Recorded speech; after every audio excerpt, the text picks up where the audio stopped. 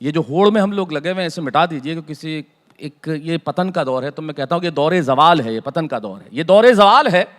अब कोई कबीर नहीं होता और दो चार शेर कहने से कोई मीर नहीं होता, और ये गलत है समझाओ उसे, रईसों के पास बैठने से कोई अमीर नहीं होता। वाह वाह वाह वाह, बहुत खूब।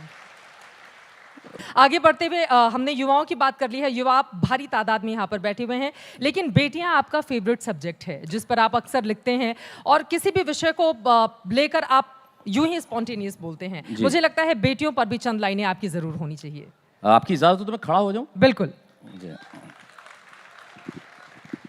देखिए, चित्रा ने एक बहुत अच्छा विषय छोड़ दिया, और यकीन मानिए ये मेरा फेवरेट सब्जेक्ट नहीं है, सबका ही होना चाहिए। डॉक्टर उर्मिलेश कहते हैं कि तितली, हिरनी, मोरनी, कोयल, बत्तख, मीन, सृष्टि पिता की बेटियां कितनी शोख हसीन।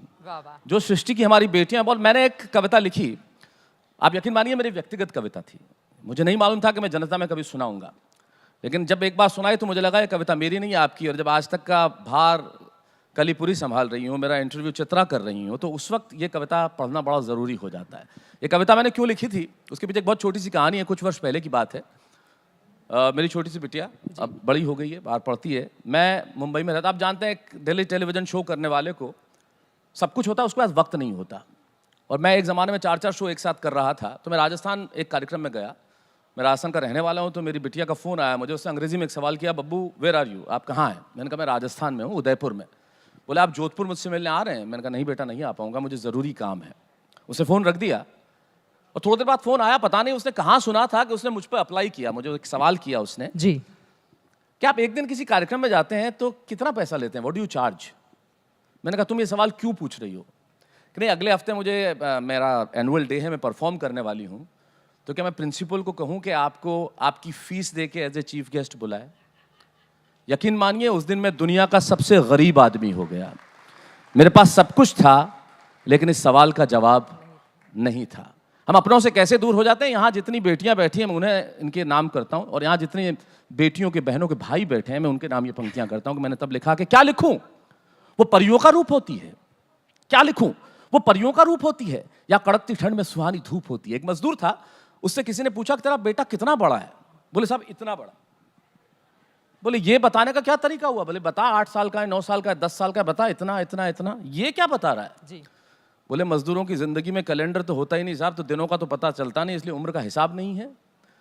और ऐसा इसलिए नहीं बता सकता कि सुबह जब काम पे जाता हूँ वो सोया रहता है, रात को आता हूँ तब तक सो जाता है। देखा ही ऐसे है साहब, ऐसे तो देखा ही नहीं। तो जब वक्त अपनों से दूर कर देता है तो क्या लिखूं, क्या लिखूं? वो परियों का रूप होती है, या कड़कती ठंड में सुहानी धूप होती है। वो होती है उदासी के हर मर्ज की दवा की तरह, या उमस में शीतल हवा की तरह। वो पहाड़ की चोटी में सूरज की किरण है, या जिंदगी सही जीने का आचरण है। वो आंगन में फैला उजाला है, या मेरे गुस्से पे लगा ताला है। जब हम गुस्से में घर में जाएं, बच्चा सामने आ जाए तो आप संयत हो जाते हैं। क्या लिखूं? वो परियों का रूप होती है, या कड़कती ठंड में सुहानी धूप होती है। वो होती है उदासी के हर मर्ज की दवा की तरह, या उमस में शीतल हवा की तरह। वो पहाड़ की चोटी पे सूरज की किरण है, या जिंदगी सही जीने का आचरण है। वो आंगन में फैला उजाला है, या मेरे गुस्से पे लगा ताला है। वो आकाश गंगा जो सिर्फ झिलमिलाती है, वो हंसी की नदी जो सिर्फ खिलखिलाती है, वो ताकत जो छोटे से घर को महल कर दे, वो काफिया जो किसी गजल को मुकम्मल कर दे। वाह वाह, शानदार। वो काफिया जो किसी गजल को मुकम्मल कर दे। वो जो ना हो तो वर्णमाला अधूरी है। वो जो सबसे ज्यादा जरूरी है, ये नहीं लिखूंगा कि वो हर वक्त सांस सांस होती है, क्योंकि बेटियां तो सिर्फ एहसास होती है। वाह वाह वाह वाह, बहुत बेटियां तो सिर्फ एहसास होती है। अंतिम पंक्तियां सौंपता हूं कि उसकी आंखें ना गुड़िया मांगती है ना खिलौना। बच्चे वो नहीं मांगते जो आप चाहते हैं, उसकी आंखें वो चाहते कुछ और हैं, मांगते कुछ और हैं, आप देते कुछ और हैं। उसकी आंखें ना गुड़िया मांगती है ना खिलौना। कब आओगे? बस एक छोटा सा सवाल सलोना। हर बच्चा यही पूछता है, हम भी अपने माँ बाप से यही पूछते थे। उसकी आंखें ना गुड़िया मांगती है ना खिलौना। कब आओगे? बस एक छोटा सा सवाल सलोना। जल्दी आऊँगा, अपनी मजबूरी को छुपाते हुए मैं देता हूँ जवाब। तारीख बताओ, टाइम बताओ, वो उंगलियों पे करने लगती है हिसाब। और जब मैं नहीं दे पाता ना सही सही जवाब, अपने आंसुओं को छुपाने के लिए वो चेहरे पर रख लेती है किताब। आखिर रिश्ता होता क्या है?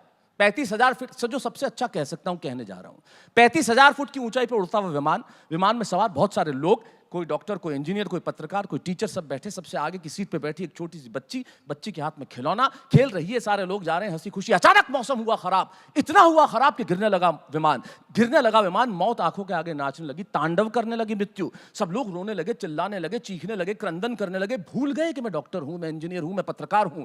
याद नहीं आया उस वक्त, सिर्फ एक चीज याद आई कि मौत से बचा ले ईश्वर, अगर बच गए तो जिंदगी के अंदर फिर कोई दोबारा गलत काम नहीं करेंगे। आंसू बहते रहे, वो लड़की खेलती रही, लोग चिल्ला रहे थे। अचानक ईश्वर ने सुन ली पुकार, संयत हुआ मौसम, संयत हुआ विमान, उड़ने लगा विमान, सबकी जान में जान आई। और जब जान में जान आई तो किसी आदमी ने उस बच्ची को जाके देखा और कहा, बेटा हम मर रहे थे, हम मरने वाले थे, हम रो रहे थे, हम भूल गए कि हम किस पद पे हैं, हमारा कद क्या है या हमारी हद कितनी बड़ी है, सब कुछ भूल के हम रो रहे थे और तुम बैठी बैठी खिलौने से खेल रही थी।